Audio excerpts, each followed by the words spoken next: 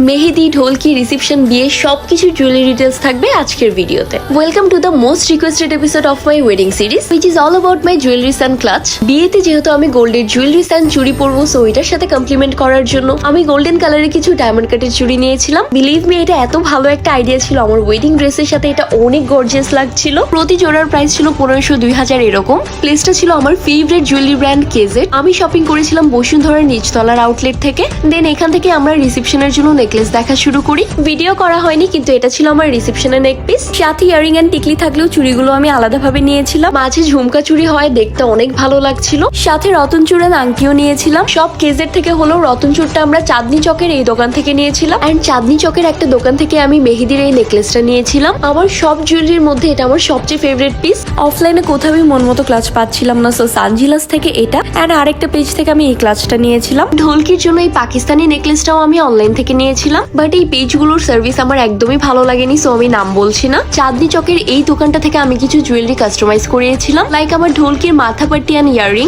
সাথে মেহেদির জুয়েলারির সাথে মিলিয়ে মাথাপাট্টি অ্যান্ড কোমরের জন্য বিছা। বাট আউটপুট এত সুন্দর এসেছিল যে আমি কোমরের বিছাটাকে নেকপিস হিসেবেই পরে ফেলেছিলাম। হাতের কালিরাটা নিয়েছিলাম নিউ মার্কেটের চুরির গলি থেকে। জুয়েলারি যেহেতু এক একটা এক এক জায়গা থেকে নেয়, আমি যতটুকু পসিবল গুছিয়ে বলা ট্রাই করেছি। লাস্টলি ঢোলকির জাস্ট 2 দিন আগে আমরা কোনোভাবে একটা কনভেনশন হল বুক করি।